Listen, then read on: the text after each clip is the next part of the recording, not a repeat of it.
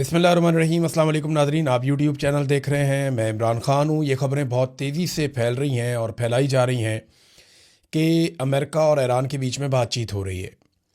देखें, अमेरिका ने ये दावा किया है कि ये बातचीत का आगाज़ अमेरिका की जानिब से नहीं किया गया, ये आगाज़ ईरान की जानिब से किया गया।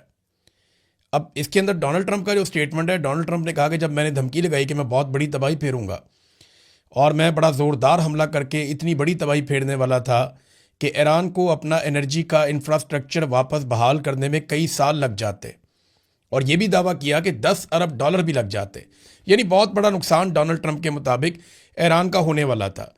तो डोनाल्ड ट्रंप का कहना है कि उस नुकसान के डर से ईरान ने फौरी तौर पे खुद ही हमसे रब्ता किया, और हमने रब्ता नहीं किया। हम उम्मीद करते हैं कि मुज़ाकरात के नतीजे में फ़ायदा होगा। अब ये डोनाल्ड ट्रंप का कहना है, जबकि ईरान का ये कहना है कि हमारी तो कोई बातचीत ही नहीं हुई, हमारा अमेरिका से कोई रब्ता नहीं हुआ। अब खबरें ये आ रही हैं कि पाकिस्तान को, तुर्की को और एक मुल्क है ओमान, इन 3 मुल्कों का किरदार बताया जा रहा है, मिस्र का किरदार भी बताया जा रहा है कि इन ममालिक ने कुछ रोल अदा किया है अमेरिका और ईरान के बीच में जंगबंदी का। लेकिन क्या वाकई जंगबंदी होने जा रही है? ये दावा भी किया जा रहा है कि एतवार की शाम को एक राब्ता हुआ है आसिम मुनीर में और डोनाल्ड ट्रंप में। अब अगर ट्रंप को पीर वाले दिन ईरान कहता है कि जंगबंदी करो, तो ट्रंप फिर आसिम मुनीर साहब से एतवार के दिन जंगबंदी के बारे में क्यों बात करता है? सवाल तो ये भी पैदा होता है। बड़ी टेक्निकल चीज़ें हैं, जंग के अंदर ज़्यादातर झूठ ही चलता है, और डोनाल्ड ट्रंप अगर बोले तो फिर तो आपको पता है कि वो तो चीज़ों को बढ़ा चढ़ा देते हैं। उन्होंने तो इंडिया के 6 जहाज़ गिरे हुए भी 11 तक पहुंचा दिए थे।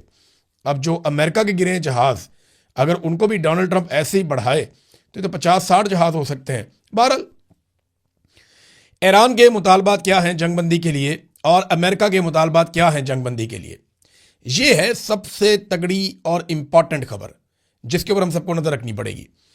पहले देखते हैं कि अमेरिका क्या चाहता है। अमेरिका ने कहा कि डील करने के लिए या जंगबंदी करने के लिए या मामला ख़त्म करने के लिए ईरान को जो अफजूदा यूरेनियम है, जो यूरेनियम उसने तैयार की हुई है 60%, जिसको प्योरीफाई किया हुआ है ईरान ने, वो यूरेनियम अमेरिका के हवाले कर दे। किसी और को नहीं देनी, अमेरिका को देनी है वो यूरेनियम ईरान ने, जो 60% कारामद हो चुकी है, अफसूदा हो चुकी है। नंबर 1 शर्त यह है। नंबर 2 ये है कि आबना हुर्मुज़ को फौरी तौर पे ईरान को खोलना होगा और गैर मशरूत तौर पे खोलना होगा। ये जनाब 2 चीज़ें डोनाल्ड ट्रंप ने कही हैं कि उन्होंने कहा जी ईरान की एक बड़ी काबिल एहतराम ईरानी शख्सियत से हमारी बातचीत हुई है और उसका नाम नहीं बताना चाहते, लेकिन मुश्तबा खामनाई नहीं है जिनके साथ बातचीत हुई है। तो इस किस्म की बातें डोनाल्ड ट्रंप ने की हैं। लेकिन अब ये अमेरिका के मुतालबात 2 हैं, मैंने दोनों आपके सामने रख दिए। आबना हुर्मुज़ को फौरी तौर पर खोल दें। नंबर 2, जो यूरेनियम है वो अमेरिका के हवाले कर दी जाए। अब अमेरिका के मुकाबले में ईरान के मुतालबात आप देखिए कि वो क्या है। ईरान के मुतालबात भी बड़े क्लियरली सामने आए हैं। ईरान की जो शराइत है ना, वो पहले दिन से 3 शराइत चली आ रही हैं। अब इसके अंदर इक्का दुक्का चीज़ें और शामिल हो गई। एक तो ईरान ये कहता है कि ईरान को ईरान का हक दिया जाए, वो तजारत करना चाहे तो करने दें, उसके ऊपर जो पाबंदियाँ बिला वजह लगी हुई हैं वो ख़त्म की जाए, तो ईरान को उसको जीने का हक मिलना चाहिए। दूसरा, ईरान ये कहता है कि जो उसका नुकसान हुआ उसका अदाला किया जाए। अब उसका अलग अलग तखमीना लगाया जा रहा है, और कुछ दावे ये हैं कि ईरान 100 अरब डॉलर भी अमेरिका से मांग सकता है उस खसारे के नतीजे में, जो जंग के नतीजे में ईरान को हुआ है, जितना ईरान का नुकसान हुआ है। तो एक और ये है कि आबना हुर्मुज़ पे ईरान चाहता है कि उसका कंट्रोल है तो वो फीस भी वसूल करे, जैसा कि दुनिया की कई पानी के रस्तों के ऊपर ममालिक फ़ीस या टॉल वसूल करते हैं, वैसे ईरान चाहता है कि वो भी यहाँ पे गुजरने वाले बहरी जहाज़ों से फ़ीस वसूल करे। फिर ईरान एक और चीज़ चाहता है कि दोबारा जंग शुरू ना की जाए ईरान के साथ, इसके हवाले से कुछ मजबूत ज़मानतें दी जाएं। और ये भी ईरान चाहता है कि इसराइल जो है वो हिजबुल्लाह के ऊपर हमले भी ख़त्म कर दे, और खलीज में अमरीकी फ़ौजी अड्डों की बंदिश भी उसके मुतालबात में से एक मुतालबा है। और माली मुआवजा तो मैंने आपको पहले बता दिया कि ईरान का मुतालबा। अब देखें ना कितना फ़र्क है।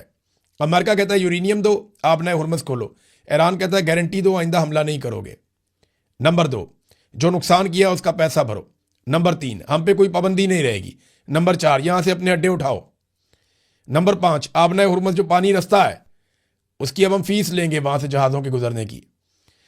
फिर ईरान ये कहता है कि हिजबुल्लाह के ऊपर अटैक ना करें। फिर ईरान जब बैठेगा मुज़ाकरात के अंदर तो फिर तो गज़ा की बात भी होगी ना। गज़ा के हवाले से अगर पूरी दुनिया में किसी मुल्क ने प्रैक्टिकली सबसे ज़्यादा आवाज़ उठाई है, ईरान ने उठाई है। अब गज़ा के अंदर से पहली मरतबा जो हमास है, हमास ने जो स्टेटमेंट दिया पहली मरतबा, वो ईरान के हक़ में दिया। उन्होंने कहा जी हमें उनको खुशी का इजहार किया जो ईरान कर रहा है इसराइल के साथ। तो गज़ा वाले तो उधर खड़े हैं जाके, हमास वाले तो उधर खड़े हैं जाके कि ईरान जो कर रहा है वो ठीक कर रहा है। बहरहाल ये जो जंगबंदी है ना, इसके अंदर चंद सवालात पैदा हो जाते हैं। और सबसे बड़ा सवाल ये पैदा होता है कि नेतन्याहू के पास ये आखिरी मौका है ईरान को तबाह करने का। अगर ईरान एटॉमिक पावर बन गया तो नेतन्याहू फारेगा उसके बाद, और अगर अमेरिका इस लड़ाई से निकल गया तो दोबारा कोई अमेरिकी सदर ये दुर्गत देख के इस लड़ाई के अंदर नहीं आएगा। तो नेतन्याहू ने भी कह दिया है हैरानकुन तौर पे कि डोनाल्ड ट्रंप की बात से मैं इत्तेफाक करता हूं। मिसाल के तौर पे उसका स्टेटमेंट मैं आपके सामने रखता हूं। वो कहते जी मेरे दोस्त डोनाल्ड ट्रंप से मेरी बात हुई है और सदर ट्रंप का मानना है कि अब एक ऐसा मौका मौजूद है कि हम अजीम कामयाबियों से फ़ायदा उठाएं जो हमने अमरीकी फ़ौज के साथ मिलकर हासिल की हैं, ताकि एक ऐसे मुआहदे के ज़रिए जंग पर अहदाफ हासिल किए जा सके जो हमें हमारे मफादात का तहफ़्फ़ुज़ करे। यानी नेतन्याहू भी अब इस नतीजे पे पहुंचना शुरू हो गया और वो ये कह रहा है जनाब हमने तो बड़ी कामयाब जंग लड़ी है, तो अब हम मुज़ाकरात कर लेते हैं। और डोनाल्ड ट्रंप ठीक कह रहा है, किसी नतीजे पे हम पहुंच जाते हैं, कोई मुआहदा कर लेते हैं। ये दोनों एकदम ये क्यों कहना शुरू हो गए, इसके बारे में बहुत सारे लोगों का ये अंदाज़ा है जो दिफाई तज्ज़ियाकार हैं। वो ये कह रहे हैं कि अमेरिका हारी हुई लड़ाई में से नहीं निकलेगा। अभी तक अमेरिका को कोई फेस सेविंग नहीं मिली, अमेरिका को इस लड़ाई का कोई नतीजा नहीं मिला, बल्कि अमेरिका पूरी दुनिया में एक्सपोज हो गया। इसराइल का दिफाई निज़ाम, अमेरिका का दिफाई निज़ाम पूरी दुनिया के अंदर गंदा हो गया। अमेरिका के जो है वो 1.5 दर्जन के करीब तैयारे गिर गए हैं और लगातार उसे जंग में नुकसान हो रहा है। उसका बैरी जहाज़ जल रहा है पानी के अंदर, उसके इत्तेहादी उसको छोड़ गए हैं, कोई उसकी मदद करने के लिए नहीं आ रहा। डोनाल्ड ट्रंप इमदाद इमदाद चिल्ला रहा है, लेकिन उसके पुराने इत्तेहादी उसकी मदद नहीं कर रहे। ऐसी सूरत हाल में अगर अमेरिका इस जंग से निकल जाता है तो ये तो बड़ी सुबकी वाली बात हो जाएगी, बहुत शर्मिंदगी वाली बात हो जाएगी। तो दो ही रीज़न हो सकते हैं पाकिस्तान को बीच में डालने के। देखिए शहबाज शरीफ को अगर बीच में डाला है या आसिम मुनीर को, तो दो वजह हो सकती है ना। देखें ना, अगर सुपर पावर की सुपर पावरी हमारी मदद तक महदूद रह गई है तो फिर तो सुलह ही कर ले, इससे अच्छा है। यानी हम पाकिस्तान अब दुनिया को बचाएगा, दुनिया की मदद करेगा, अल्लाह करे वो दिन आ जाए, लेकिन इस वक्त तो पाकिस्तान अपने आप को नहीं बचा पा रहा। यानी हम दुनिया की सुलह कराने चले हुए हैं, पाकिस्तान के अंदर जो जंग चल रही है उसमें पाकिस्तान दहशतगर्दी की इतनी खौफनाक लपेट में है, उससे हम नहीं निपट पा रहे। हम दुनिया की हिफाजत कर रहे हैं, अपनी नहीं कर पा रहे। जो आलमी रैंकिंग आई है उसमें दहशतगर्दी में पाकिस्तान दुनिया में नंबर 1 हो गया है। हालांकि हमारे पास है फेवरेट फील्ड मार्शल, किसी और के पास नहीं है, लेकिन हमारी ऐसी दहशतगर्दी में हालत हुई है, दुर्गत बनी है कि पाकिस्तान दुनिया में पहले नंबर पर आ गया है दहशतगर्दी से मुतासिरा ममालिक में। हालत हमारी ये है। तो हम अमेरिका को कैसे बचा सकते हैं? बहरहाल अमेरिका को हम पे ये तो ट्रस्ट है कि ये अपने बंदे हैं, वफादार लोग हैं, जो बात करेंगे ये वो कह देंगे जाके, और हमारे बगैर ये नहीं चलेंगे। अब या तो डोनाल्ड ट्रंप को शटअप कॉल मिल गई है कि लड़ाई से भागो, बंद करो इसको, हम नहीं लड़ सकते, या फिर डोनाल्ड ट्रंप टाइम गेन कर रहा है। देखिए ना, सवाल ये पैदा होता है कि क्या आसिम मुनीर अमेरिका को एक फेस सेविंग लेकर दे सकते हैं? तो जवाब है कैसे। अमेरिका को फेस सेविंग लेकर देंगे तो ईरान के अंदर मामला नहीं बनेगा, ईरान को कुछ लेकर देंगे तो अमेरिका में मामला नहीं बनेगा। तो बीच का रास्ता कैसे निकलेगा, यह है सबसे बड़ा सवाल। वो ईरान है, वो तो जान पे खेल कर लड़ रहे हैं। वो कोई ऐसी कंट्री है, ऐसी नेशन तो नहीं है जो कहेंगे ठीक है हम लात नीचे रख लेते हैं। वो तो कहेंगे लात ऊपर रखनी है अपनी। तो ये किस तरीके से करेंगे? अरबों से भी मशवरा नहीं किया जब अमेरिका ने लड़ाई की थी। क्या ये गारंटी आसिम मुनीर साहब दे सकते हैं ईरान को कि अमेरिका दोबारा अटैक नहीं करेगा? पिछली मरतबा बरतानिया, उनका जो सबसे बड़ा इत्तेहादी था, वो मुज़ाकरात में शामिल था, वो कहता हमें भी पता नहीं चला इन्होंने जाके अटैक कर दिया, अरबों को पता नहीं चला इन्होंने जाके अटैक कर दिया। तो ये शिकवा तो उनके इत्तेहादियों का भी था। तो गारंटी देना भी बड़ा मुश्किल है, अमेरिका को फेस सेविंग लेकर देना भी बड़ा मुश्किल है। और अगर लेकर देनी है तो किस नौइयत की फेस सेविंग लेकर देनी है? बहुत अभी देखें ना, 4,500 अमरीकी फौजी रस्ते में जो मिडिल ईस्ट में आ रहे हैं। अब उनको पहुंचने में और सेटल होने में 4-5 दिन का टाइम चाहिए। तो 5 दिन तो मांग लिया डोनाल्ड ट्रंप ने, और वो इसको एक जंगबंदी समझ रहे हैं, लेकिन जंगबंदी हुई नहीं है। अभी भी ईरान जवाबी हमले कर रहा है, और ईरान के जवाबी हमलों के हवाले से इन्होंने 6 ड्रोन मारे हैं शाम के इलाके खराबुल जेर में, वहाँ पे एक 6 ड्रोन मारे गए हैं, वो वहीं से उड़े थे, लेकिन ईरान की हमायतियों ने मारे हैं। ईरान ने खुद नहीं मारे, वहाँ पे अमेरिकन फौजियों के नुकसानात का भी इतला मिल रही है। जबकि 3 बड़े हमले जो हैं वो ईरान ने अभी किए हैं, इसराइल पे और अमरीकी अड्डों पे, और उनकी जिम्मेदारी भी ईरान कबूल कर रहा है। यानी ये 3 बड़े हमले मज़ीद हुए हैं ईरान की जानिब से। तो लड़ाई ऐसे ख़त्म नहीं हुई, अभी लड़ाई अभी चल रही है। अच्छा, इसमें जो है ना वो एक चीज़ और है, डोनाल्ड ट्रंप के लिए अमेरिका में एक बहुत बड़ी मुश्किल पैदा हो रही है। ये वो मुश्किल से बचने का भी एक तरीका हो सकता है कि जंग बंदी करें। फिलहाल देखें अमेरिका में हम कैसे मैनेज करते हैं, क्योंकि 28 तारीख को हफ्ते के रोज अमेरिका में नो किंग्स मूवमेंट चल रही है।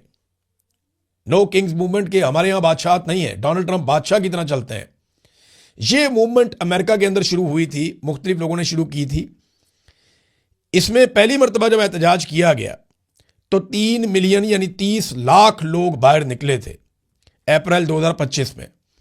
फिर जून 2025 में 5 मिलियन लोग यानी 50 लाख लोग बाहर निकले अमेरिका में। फिर अक्टूबर 2025 में 7 मिलियन अमरीकी बाहर निकल आए डोनाल्ड ट्रंप की पॉलिसियों के खिलाफ। और अब यह कह रहे हैं कि मार्च 2026 में 28 तारीख को 9 मिलियन अफराद को अमेरिका में बाहर निकाला जाएगा।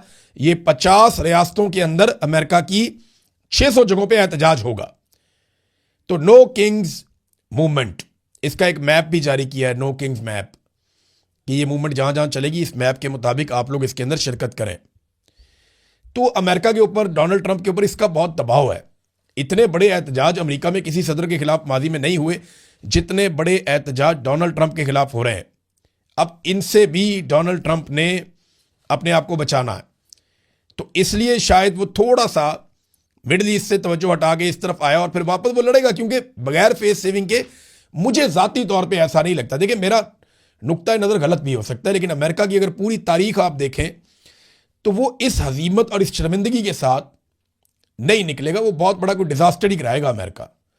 यहां से इस तरह अमेरिका इस लड़ाई से निकलना बहुत मुश्किल है। हालांकि हर दफ़ा एक लड़ाई से बड़े लंबे अरसे के बाद अमेरिका बड़ी मुश्किल से ही निकला। फेस सेविंग किसी ने लेकर ही दी है तो लेकर दी है। पहले भी पाकिस्तान ने इनको अफगानिस्तान से फेस सेविंग लेकर दी थी, और अब क्या पाकिस्तान ईरान से इनको फेस सेविंग लेकर दे सकता है? देखिए ना, अरब ममालिक अब तैयारी कर रहे हैं कि हो सकता है वो भी इस लड़ाई का हिस्सा बन जाए। तो अगर वो इस लड़ाई का हिस्सा बन जाते हैं 5 दिन के बाद, तो ट्रंप के लिए तो बड़ा फायदा है इसमें। और इन 5 दिनों के अंदर हो सकता है कोई बहुत बड़ा फॉल्स फ्लैग ऑपरेशन हो जाए। ईरानी ये कहते हैं कि सऊदी अरब में आरामको जो एक ऑयल फील्ड है उसके ऊपर कोई बहुत बड़ा अटैक किया जा सकता है। उन्हें इस बात का खदशा है, जो ईरानी है बार बार कह रहे हैं कि कोई ना कोई फॉल्स फ्लैग ऑपरेशन करके ये सारे हमें मिलके पड़ जाएंगे। लेकिन देखते हैं कि क्या होता है। हमें ना सिचुएशन को साथ साथ आपको रिपोर्ट करना है। हम इसके बारे में प्रिडिक्शन कर नहीं सकते, जंग है ना, कभी पीछे हटना पड़ता है, कभी आगे आना पड़ता है। लेकिन डोनाल्ड ट्रंप ने एक चीज सीख ली है। ये अमेरिकन मीडिया में बातें हो रही हैं, वहां बहुत सारे लोग ये बात कर रहे हैं कि इन्होंने ये सीख लिया है कि कौन सा बयान देना है तो स्टॉक मार्केट ऊपर जाएगी, कौन सा बयान देना है तो स्टॉक मार्केट नीचे आएगी। ये बड़ी इंटरेस्टिंग सूरत हाल पैदा हो गई है। ट्रंप बयान देता है कि जनाब हम 5 दिन तक कोई अटैक नहीं करेंगे, बिजली घरों पे हमले नहीं करेंगे, तो स्टॉक मार्केट में $2 ट्रिलियन का, 2000 अरब डॉलर का इजाफा हो गया। स्टॉक मार्केट ऊपर चली गई। यानी जिन्होंने भी शेयर्स खरीदे हुए थे वो 2000 अरब डॉलर का मुनाफा कमा गए। लेकिन जैसे ही ईरानी हुकूमत ने कहा कि जनाब कोई हमारे राब्ते नहीं हुए, कोई मुज़ाकरात नहीं हुआ, तो $3 ट्रिलियन मार्केट से निकाल लिए गए। यानी जो $2 ट्रिलियन ऊपर गया था वो $3 ट्रिलियन मार्केट से निकाल लिया गया। ईरान की क्रेडिबिलिटी ऐसे लगता है कि डोनाल्ड ट्रंप या अमेरिका से ज्यादा है। लेकिन सवाल यह पैदा होता है कि ये स्टॉक मार्केट के उतार चढ़ाव में इस जंग के दौरान पैसा कौन बना रहा है ना बड़ा खेल। तो डोनाल्ड ट्रंप को और उनके दोस्तों को कम से कम ये बात तो समझ आ गई है कि कौन सा स्टेटमेंट देना है तो स्टॉक मार्केट ऊपर जाएगी, उस वक्त शेयर आप बेच दें। कौन सा स्टेटमेंट देना है तो स्टॉक मार्केट नीचे जाएगी, उस वक्त आप शेयर्स खरीद लें। ये इस किस्म की बातें जो हैं बहुत सारे लोग जो इकोनॉमी को समझते हैं वो लोग कर रहे हैं। मैं कोई ज़्यादा इसका एक्सपर्ट नहीं हूं, लेकिन ऐसी ही बातें हम सुन रहे हैं। नाज़रीन, डोनाल्ड ट्रंप की कुर्बत से पाकिस्तान को क्या मिला? एक बड़ा सवाल यह है। बहुत सारे लोग पाकिस्तान में बगले में जाते हैं कि ट्रंप पाकिस्तान की बात करता है, फेवरेट फील्ड मार्शल कहता है। क्या मिला? ये तो सिर्फ चंद लोगों की मौजें लगी हुई है कि उनके इक़्तिदार को तूल मिल गया। पाकिस्तान को क्या मिला? कोई सरमायाकारी आई? नहीं। कोई पाकिस्तान के कर्जे उतर गए? नहीं। कोई पाकिस्तान में दहशतगर्दी खत्म हो गई? नहीं। कोई पाकिस्तान में अमन सुकून आ गया? नहीं। कोई पाकिस्तान में इस्तेहकाम आ गया? नहीं। कोई बैरून मुल्क से बहुत सारा पाकिस्तान में मालो दौलत आ गया? नहीं। क्या बाहर से बहुत सारे सयाह पाकिस्तान में आ गए? नहीं। और पाकिस्तान को कुछ टके का फायदा भी तो हो। इसका फायदा तो फील्ड मार्शल को और उनके चंद लोगों को है जो जबरदस्ती आकर इक्तदार में बैठे हुए। फील्ड मार्शल ने क्या किया? उन्होंने अपना फील्ड मार्शल का ओहदा ले लिया, ताहयात इस्तिस्ना ले लिया और 5 साल की एक्सटेंशन ले ली। फायदा ही फायदा। शहबाज शरीफ बगैर हुकूमत के इक्तदार में आगे बैठ गया, बगैर अवामी वोटों के आगे इक्तदार में बैठ गया और चौड़े होकर अपनी हुकूमत गुजार रहा है और अपने मुखालिफ इमरान खान को इन सब ने मिलकर जेल में डाला। फायदा तो इन चंद लोगों को, पाकिस्तान को तो कोई फायदा ही नहीं है। ना हमारी गुर्बत कम हुई, ना हमारी महंगाई कम हुई, ना हमारी बेरोजगारी कम हुई, ना हमारी मीशत बेहतर हुई, ना हमें दुनिया को कर्जे दे रही है, ना दुनिया कोई हमारी इमदाद कर रही है, ना हमारे मामलात बेहतर हो रहे हैं। कुछ भी बेहतर नहीं हो रहा। तो हमें सरमायाकारी भी नहीं आ रही। तो हमें, और बल्कि अमेरिका ने इंडिया पे पाबंदी नहीं लगाई, हमारे लोगों के वीजा पे पाबंदी लगा दी। हमें तो फायदा नहीं हुआ। इंडिया को इजाजत दी कि आप रशिया से सस्ता तेल ले लें, हमें नहीं देते। यानी फायदे तो इंडिया को हो रहे हैं, हमें फायदे नहीं हो रहे। लेकिन हमारे चंद लोगों, लेकिन अमेरिकन को यह समझ आ गई है कि इनके चंद लोगों को राजी रखो, उनको इक्तदार में रखो, इनसे जो मर्जी काम करवाओ। इंडिया को आपको बड़ा बेनिफिट देना पड़ेगा अगर उनके साथ आपने ताल्लुक चलाना है। तो ये मिलिट्री एस्टेब्लिशमेंट की हरकतों की वजह से ना हमारी फौज भी बदनाम होती है। ये देखें ना, ये एक वीडियो में देख रहा था अस्तोर में, ये छोटी सी वीडियो दिखा भी देते हैं आपको, एक क्लिप थोड़ा सा। अस्तोर में पाक फौज के हक में एक शानदार रैली निकली है। इसमें जनाब 2 थानों की पुलिस है, साथ कोई सिक्योरिटी के लोग हैं, दूसरे सादा कपड़ों में कुछ सरकारी मुलाजिम भी हैं और चंद सहाफ़ी भी हैं। और ये 3 या 4 बंदे हैं जिन्होंने रैली निकाली। जो असल जो रैली निकालने वाले बंदे हैं वो 3 या 4 हैं। यानी अगर 3 और 4 बंदों ने रैली निकालनी है पाक फौज के हक में, ये हालात पहुंच गए हैं, तो पाकिस्तान की मिलिट्री एस्टेब्लिशमेंट को बैठ के सोचना पड़ेगा कि इतनी कुर्बानियां देने के बावजूद ये फौज के साथ उन्होंने किया क्या, कितनी बड़ी ज्यादती की फौज के साथ। और ये सब सियासत में गैर जरूरी मुदाखलत की वजह से, वो काम करने की वजह से जो इनके करने का नहीं था। भाई इनके करने का काम था दहशतगर्दी खत्म कर दे, पाकिस्तान को दुनिया में नंबर 1 बना दिया दहशतगर्दी में। इन्होंने जो काम करने वाला था वो किया नहीं, और जिस काम में हाथ डाला उसमें पाकिस्तान को डुबो दिया। मईशत में हाथ डाला, SIFC का सफेद हाथी बनाया, तबाही फेर दी, कोई चीज ठीक नहीं की। और हालात ये हैं इस वक्त नाजरीन, जो मैं अब आपको बता रहा हूं कि पाकिस्तान में लुटमार कैसे हो रही है।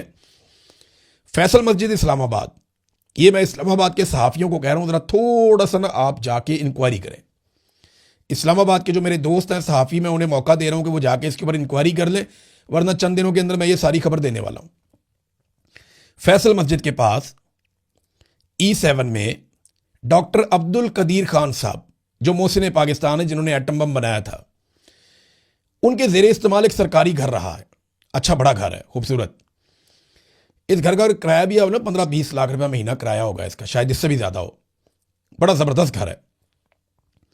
वो घर इस वक्त रेनोवेट किया जा रहा है, धड़ाधड़ उसके अंदर सजावट हो रही है, कीमती सामान जा रहा है, और किसी खास शख्सियत के लिए उस घर को रेनोवेट किया जा रहा है। वो जो खास बड़ी शख्सियत है ना, वो रोजाना की बुनियाद पे जाके वहां पे अक्सर वहां जाके विजिट करके देखती भी है कि मेरा घर कैसा बनाया जा रहा है। तो बहरहाल ये आप चेक कर लें। और एक और चीज भी देख लें कि F6 में आईनी अदालत के जजों को करोड़ों रुपए के प्लॉट बांटे जा रहे हैं। इनसे काम क्या लेना है आप सारे अच्छी तरह जानते हैं। इनसे यही काम लेना है ना, नाइंसाफी करवानी है, जो इन्होंने की है पहले भी। किसी की नशिस्तें किसी को दे दी, मिलिट्री कोर्ट्स के अंदर वो दें सजाएं आप लोगों को, तो ये इस तरह ज्यादती है ना ये। फिर एक बहुत बड़ा जज है नादरीन, बहुत बड़ा जज है पाकिस्तान का, आप समझ जाएंगे कौन है।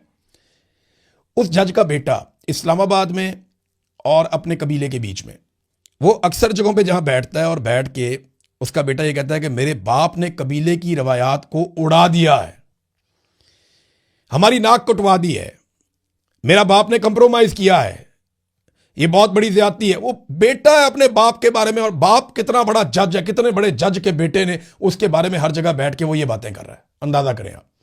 एक और जज है, वो भी बहुत बड़ा जज है, जनूबी पंजाब से उसका ताल्लुक है, आपको आइडिया हो जाएगा। तो ये जो जज है ना, ये बहुत बड़ी अदालत में बैठता है। इसके 2 भाई हैं, वो हर महफिल के अंदर जाके क्या कहते हैं कि हमारा जी ऐलान ला ताल्लुक ही है इस बंदे के साथ, ये बंदे ने तो सानू जलील करवा देता है, ना इंसाफी की थी, बड़ी ज्यादती की थी, हमारे से कोई ताल्लुक नहीं है। ये जजेस अपने घरों में अकेले हो रहे हैं, इनको पहचाने आप। जो लोग इंसाफ दे सकते हैं उन्होंने इंसाफ नहीं दिया। मैं चंद जजेस के बारे में मुझे बड़ा शिकवा है, यानी पाकिस्तान के जो चीफ जस्टिस हैं उनसे शिकवा है कि वो इंसाफ दे सकते थे या अफरीदी साहब, उन्होंने नहीं दिया। अमीनुद्दीन खान साहब हैं, आलिया नीलम साहबा हैं, सरफराज ठोकर साहब हैं इस्लामाबाद हाई कोर्ट के चीफ जस्टिस, या आमिर फारूक साहब हैं। ये तमाम जजेज अगर चाहते तो इंसाफ फराम करते, लेकिन पाकिस्तान की अदलिया का वो हाल कर दिया कि दुनिया की खराब तरीन अदलिया में से एक पाकिस्तान की अदलिया, और ये इन्होंने मिलजुल कर किया। एक और चीज नाजरीन, मैं थोड़ा पेट्रोल के बारे में बात करूंगा लेकिन टाइम काफी हो गया। नेक्स्ट वीलॉग में मैं आपको बताऊंगा कि पेट्रोल के मामले में पाकिस्तान पे क्या वारदात डाली जा रही है। लेकिन एक चीज शाबाश देनी है खैबर पख्तूनख्वा की हुकूमत को कि 10 घंटों में उन्होंने 11 लाख पौधे लगाए। ये काम मेरे दिल के बड़ा करीब है। मैं जानता हूं ये पाकिस्तान का बहुत बड़ा इशू है, आप सबको भी इस पे काम करना चाहिए। 11 लाख पौधा अगर खैबर पख्तूनख्वा में लगा है तो 22 लाख 25 लाख पौधा पंजाब में लगना चाहिए एक दिन के अंदर। यह मुकाबला है जो करना चाहिए। उसने 10 घंटों के अंदर 11 लाख पौधे लगाए और दूसरी तरफ 10 मिनटों के अंदर 11 अरब का जहाज ले लिया। यह है तरजीहात में फर्क। अब तक के लिए इतने, अपना ख्याल रखिएगा, अपने इस चैनल का भी। अल्लाह हाफिज़।